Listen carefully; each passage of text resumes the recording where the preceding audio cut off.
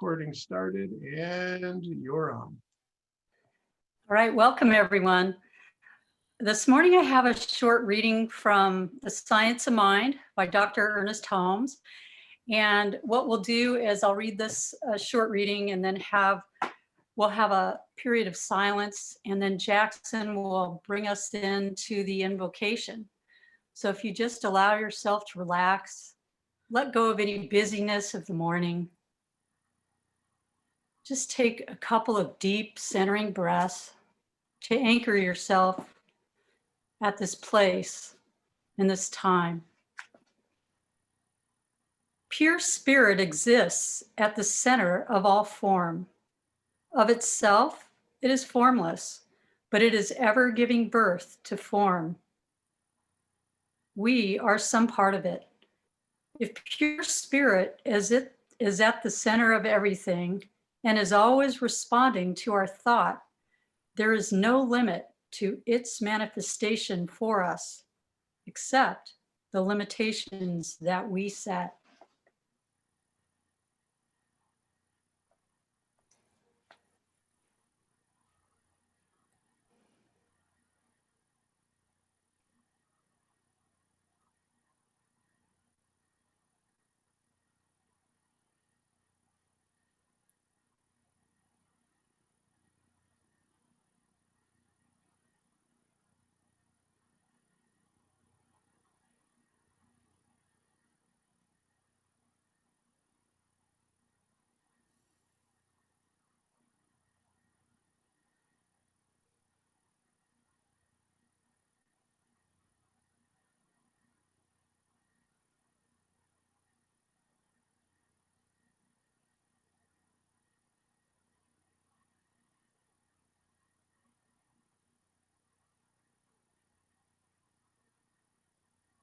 Into my heart, into my heart, come into my heart, sweet Spirit,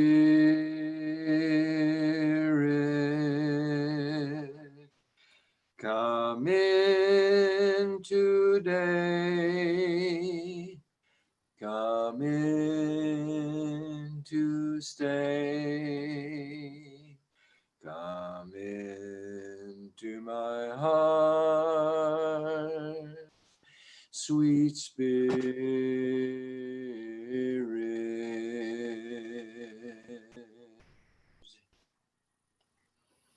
And as we gather this morning for our service, I know that spirit is within each and every one of our hearts.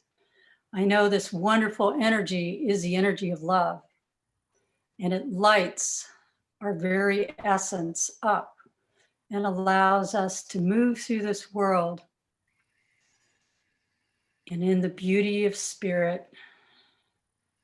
I know that as we come together this morning, that the energies that we all have together magnify the energy of spirit within and without. And I know that the words that we hear this morning will be the right and perfect words that we need to hear. And I know that the beauty and the light and the love of God is within us all. And so it is. Come in today. Come in to stay. Come into my heart, sweet Spirit.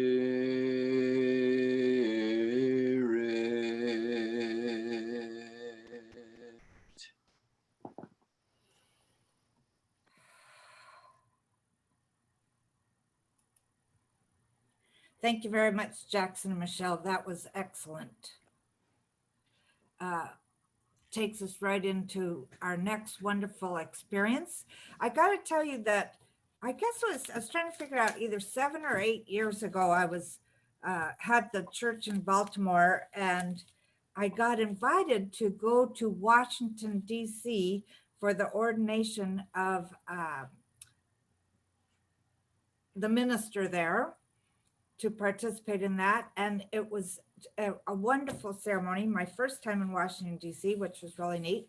And I also met this amazing young man. And I think that I can't remember. I remember us walking down the street afterwards or something, but I remember feeling like I had met my brother.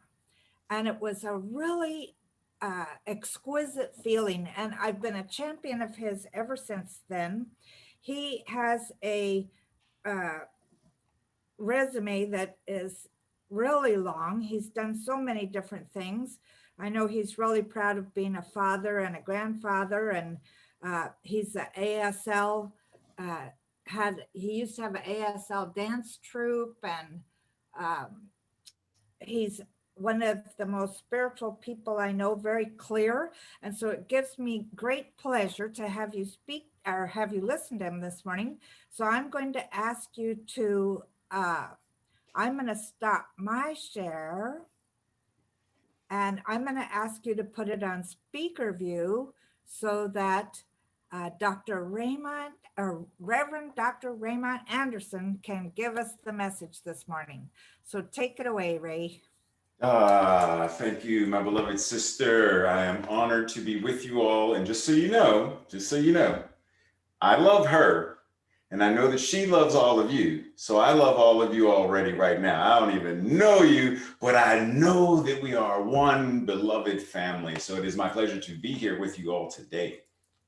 So let me go ahead and share screen, because today, while we are talking about this idea of cosmic connections, we are specifically going to address this idea of bridges. And specifically today, we're talking about bridges that last.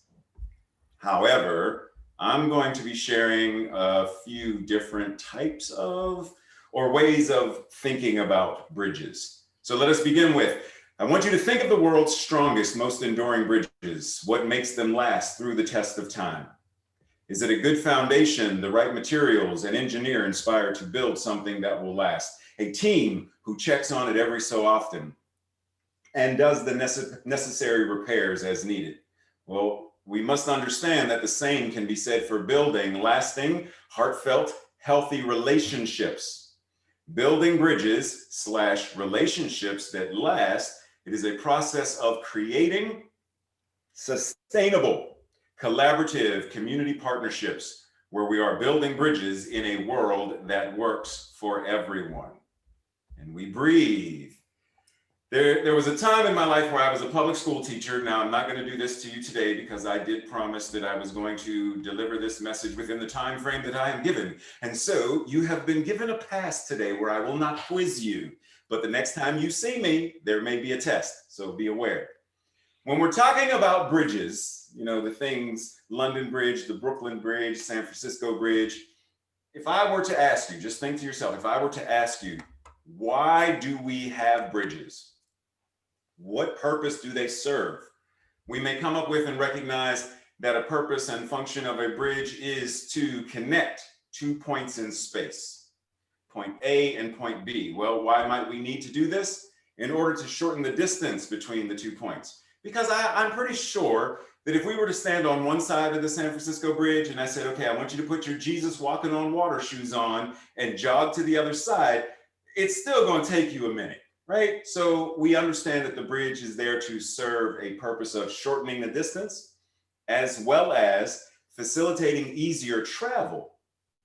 Because traveling across the water may not be easy. Traveling across a ravine may not be easy. Traveling across this huge expanse may not be easy. The terrain may be untraversable, so the bridge serves to make it easier and possible. Once again, we are reminded that this month, the theme is cosmic connections, but I want us to be aware that cosmic connections is the art of building bridges. Even the graphic itself has two bears, I think they're bears, two bears and a bridge. But what is this saying to me is the reminder that we are all part of the bridge building team in a world that works for all. If we are alive today, then we're on that team. Ernest Holmes says in the book, This Thing Called You, There is but one presence in the universe. Pause for a second, because I want to add an addendum to that. There is but one presence that is the universe. Got it? There is but one presence that is the universe. And since it is in and through everything, then it must be in and through you. This presence manifests itself in and through all forms, all people, all conditions. This presence, which is in and through you and everything, this presence is life itself. Its very nature is love and givingness, which means that nature is our nature as well. Our nature is love and givingness. So what is this saying? Is that you are it.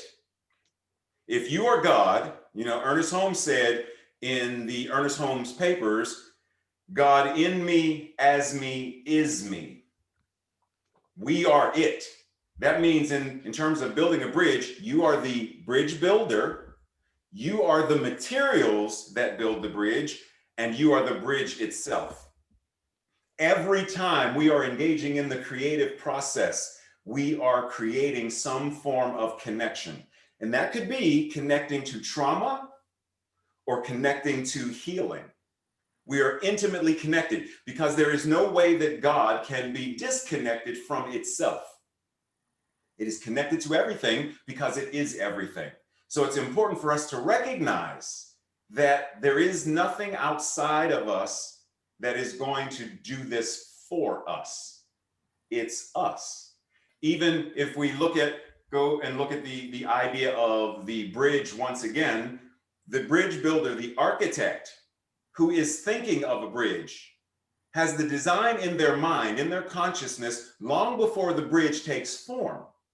And while they're designing it, they are already thinking of what materials will best suit the purpose. But that thinking is already within them.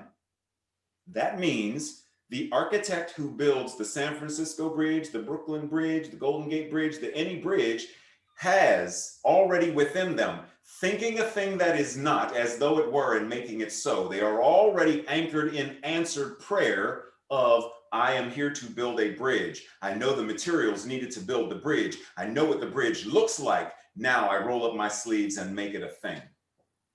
And we breathe, because once again, that brings it back to us.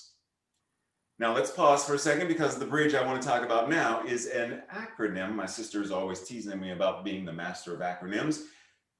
And so let's clarify, what is this bridge that I am now referring to? BRIDGE.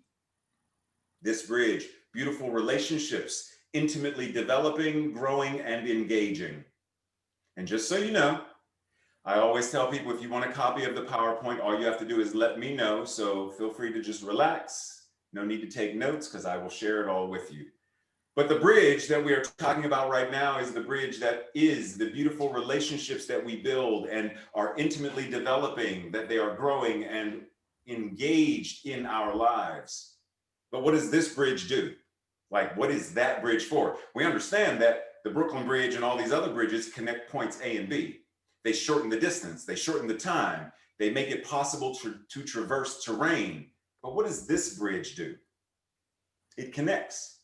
If God is all there is, and it is, then the manner in which I connect with Reverend Angelica is this bridge. The connection we had first in DC is this bridge. It is the manner in which we had a conversation, we connected, we shared information, we stayed connected via the internet, via email, via Facebook. So that connection is how this beautiful relationship of colleagues and friends and brother and sister from another mother, like, it's that connection. That's what it's for. We will never know the God of all there is, except in the way that we know and understand God as us. Because there is no God outside of us to know. There is no old guy on a throne somewhere in the clouds. There is no Zeus, Odin, etc., except in the mythology books. So the knowing God is known in Namaste. That which is God, divine in me, sees and recognizes itself in you.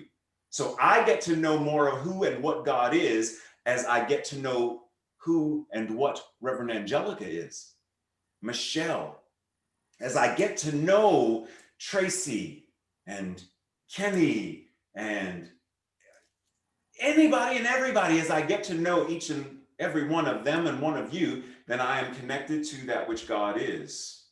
I'm getting to know more about God, getting to know God, getting to know all about God, getting to stand as God so that you can stand as God too. It's getting this deep, intimate relationship. But how do you do this? How do you build this? You identify who and what is to be connected. You design it, you craft the foundation, you construct it, and then you use it. What is the purpose in having someone's email address if never to email them? Why have their mailing address if never to send a card or a letter? Why have a telephone if never to pick it up and reach out and touch someone, like reach out and call someone? We must use the methods we have to connect, or it's a moot point. Now, once you have it, how do you maintain it? You revisit, you communicate, you interact, and you adjust as needed, which sometimes means asking questions. If I say something and Reverend Angelica is like, well, wait a minute, did he mean this? She's going to ask me, Ray, when you said ABC, did you mean ABC or did you mean LMNOP? It's asking clarifying questions. And if I say, well, why are you asking me that? I meant QM24. And she says, well, I'm sorry, please forgive me for misunderstanding. So sometimes this communication, this maintenance comes by forgiving, both in asking for forgiveness and in offering forgiveness. Last week at CSL Greater Baltimore, I reminded folks that forgiveness is about getting the venom out of ourselves. Once you're bitten by a snake, it doesn't matter what happens to the snake. You can kill it, dice it, burn it. You can do whatever you want to the snake. If you've already been bitten, the venom is already within you. The snake is now dead because you stomped it. But if you don't get the venom out of you, if you don't forgive, then you are continuing to carry the venom in your body. Forgiveness is getting the venom out. And recognizing that sometimes there is constructive conflict and confrontation. Sometimes we must stand as the demonstration of truth and challenge illusion, situations, circumstances, and experiences, and speak truth to them. Why would Emma Curtis Hopkins say, there is no sin, sickness, or death, and stand in that resolutely, knowing it to be so? We must challenge, we must be willing to have effective, compassionate confrontation and conflict in order to change the world. There was an article done in Popular Science magazine about bridges, and I'm only sharing this because one of the things that I do is recognize, to the best of my ability, that everything around us, everything that is physical, must have a spiritual template. If God is all there is, then back of everything that's physical, there is spirit, in, through, and as it. So when this article is talking about old bridges and then new bridges, and they say one of the problems with our old bridges are there are limited lanes, the bridges are too weak, and there are no backups to these bridges. Then I say, well, metaphysically, what does that mean? Limited lanes. Oh, limited capacity or avenues of connection. The bridges are too weak. Well, what's too weak? Our ability or willingness to connect. And the foundation of those connections, that's what's weak. No backups. Oh, there are no alternate routes to connect us when one system breaks down. So if Facebook goes down, I have other ways to reach out to Reverend Angelica. I have her email address. I have her phone number. I know which smoke signals to send that'll reach her. I have a carrier pigeon in the backyard that knows the address. Like I have multiple ways, prayer, like I have multiple ways to reach out. When we are limited in how we reach out, we are limiting the ways in which we connect. Now, what about the future of our bridges? Well, they say car-free levels, robot-only zones, quake-resistant supports. Well, once again, metaphysically, I say, 1, freeing the congestion in our connections. And we're going to talk more about it in a moment. 2, having boundaries and knowing what is our lane versus another's lane. and having a foundation that is resistant to the quake of life. When life shakes things up, we have a foundation that does not shake, does not break, does not fail us, right? And we have materials that we are using that are resistant to these shaky moments. Materials like what, you may ask? Love.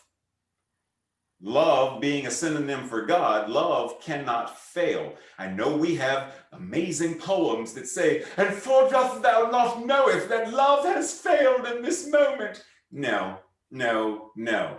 I got you, Mr. Poet, Mr. Frost, Mr. Hemingway, I understand. But when we're talking about love as being capital L, God, showing itself, that love can never fail.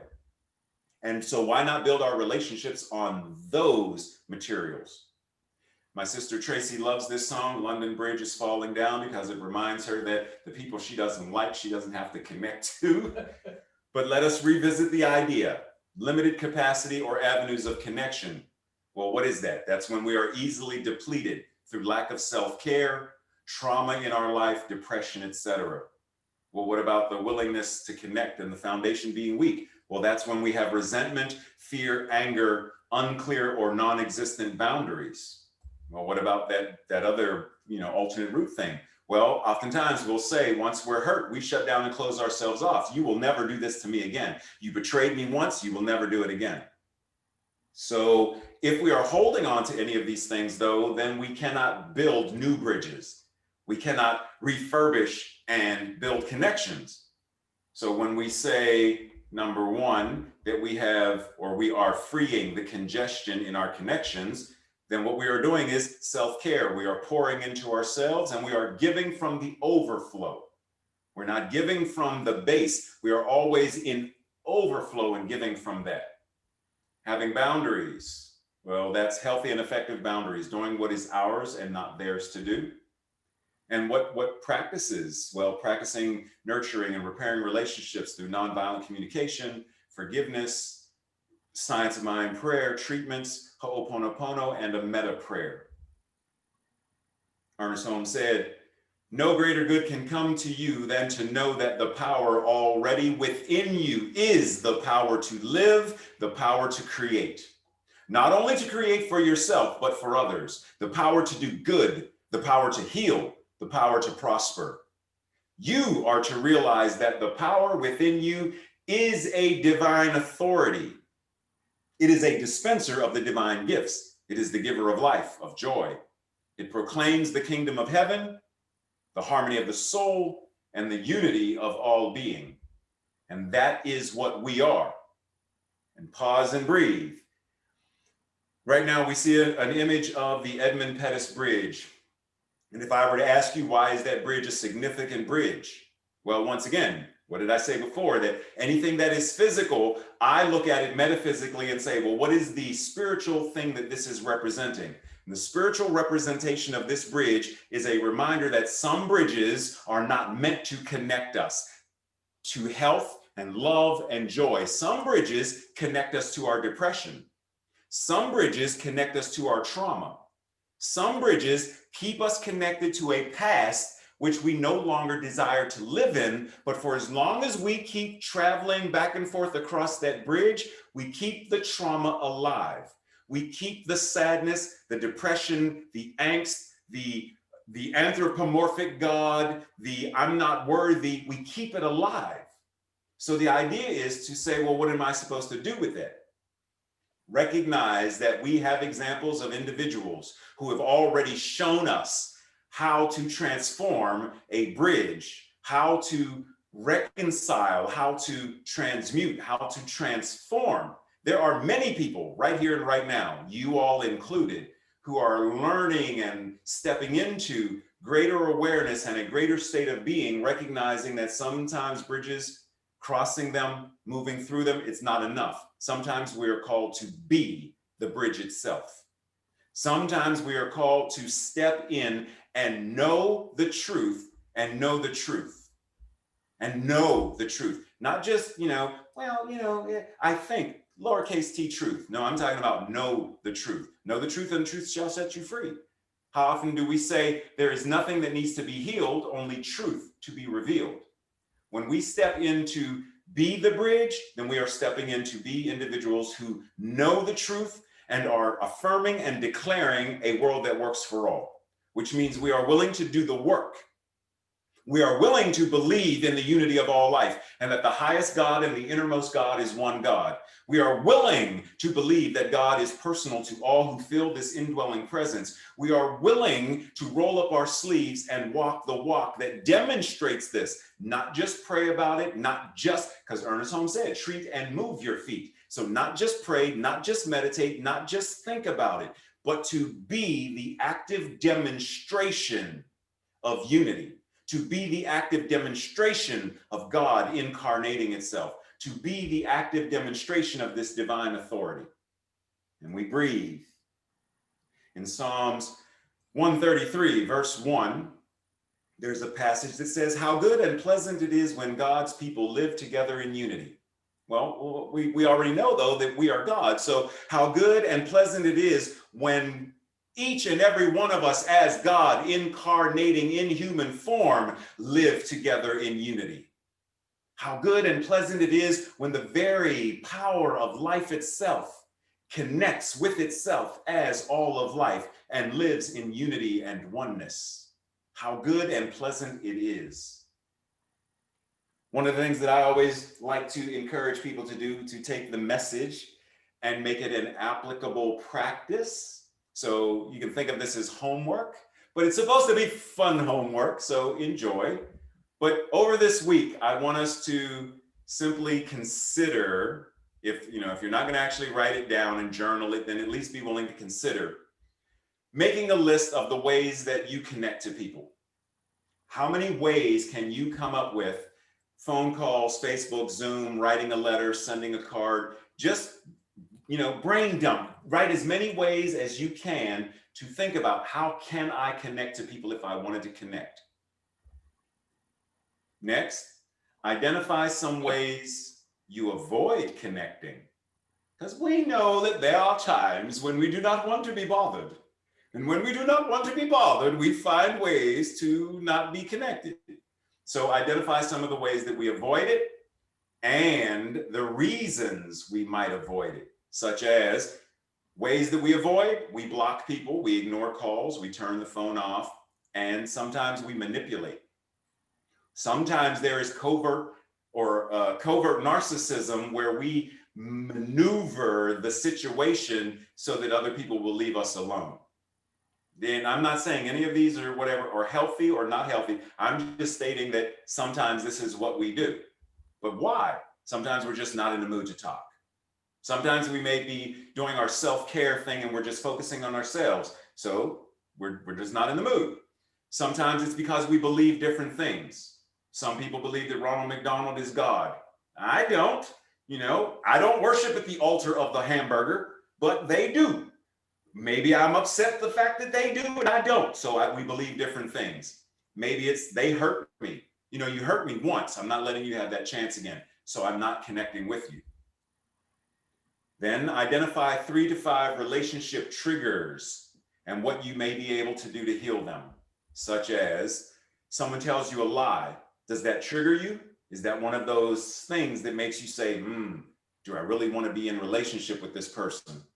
Maybe they're unreliable. They told you 6 times they're going to meet you on Monday to go for lunch, and 19 Mondays go by and you still have not met for lunch, and they're still telling you, I'm going to meet you for lunch. We're going to go out to have lunch. When? On Monday. Which Monday? This Monday. And then that Monday comes and goes and you're like, you're still not here. So they're unreliable. Sometimes it's politics. Sometimes it's religion. Various things can trigger us. And then lastly, identify ways that you currently nurture yourself, currently build, currently strengthen your relationship to yourself and to your higher self, capital S self. Because once again, remember, the manner in which we know God, it is an intimate indwelling presence. Intimate indwelling presence. So as we nurture and build ourselves, we are gaining a deeper understanding of who and what God is as this incarnated form. And then identify ways that you can do some of this more consistently. And I'm always available for questions. If there's anything that I ever say that you're like, what did you mean when you said? feel free to ask Reverend Angelica for my email and phone number and that carrier pigeon that I referenced. So feel free to reach out. Now, at this time, I would like us to simply breathe as we anchor and prepare for that thing we call spiritual mind treatment and prayer. So we breathe, recognizing that this breath, this inhalation and exhalation that our bodies are doing without us needing to tell our body to do it. We don't have to say lungs expand and contract. We don't have to say move the oxygen into the cells and oxygenate the body and the blood and the brain. We don't have to say any of that. The body is intelligent enough to know and to do it while we do other things. And so we surrender to this awareness, which ultimately is surrendering to the awareness that this is God, breathing this divine and holy ruach, the divine breath of creation, in, through, and as itself. This breath is God breathing itself as each and every one of us. And so as we surrender to this awareness, I speak what I know. God in me, as me, is me. There is only that one power, one presence, one mind that is God itself, one life that is God itself. And what it is, I must be. And what is true for me is true for everyone on this call now and everyone who gathers in service on YouTube. And it's the truth for all right now. And so I anchor and ground to this truth, knowing that any feelings of separation and loneliness and anger and angst and weariness and fear about anything and everything, be that politics, be that health, be that finances, be that trauma of past, whatever it is, God is on the job. Whatever that is, it is already right now through these words. Because I know that these words are not Raymont's words. God is all there is. So this treatment is an individualized expression of God praying itself. God is saying this prayer about itself, through itself, and into the law of itself. That means this prayer is already anchored in the mind of God, where it originated. This prayer being anchored in the mind of God is already answered prayer. And so I am not praying to ask for anything. I am simply praying, knowing the truth for each and every one of us. Health and well-being is who and what I am, who and what all are, whole, perfect, and complete beings, the demonstration of God in human form. From the top of our heads to the soles of our feet, it's God and good. Every person we see and everyone who sees us sees the face of God. Every hand, every hug, everyone we touch and everyone who touches us feels the vibration of power in the same way that the woman who touched Jesus's cloak felt the healing. We are that healing presence. I know it for myself and I know it for all assembled here. There is only love, only life, only joy, only that which is the spiritual magnificence, God itself. And knowing that, I stand in gratitude, knowing that I declare in thanksgiving, knowing that I surrender this into the law, knowing that the wholeness, the perfection, and the completeness of each individualized expression of God is right now rising to match the mental equivalent of wholeness, perfection, completeness, the audacity to shine and be love made flesh in a world that works for all. The law has received, the law says yes, and with mechanical and scientific precision, the law responds accordingly. Knowing that it's done, I stand back and marvel at the way that the universe demonstrates answered prayer. And together, I and all assembled declare this truth by saying, and so it is.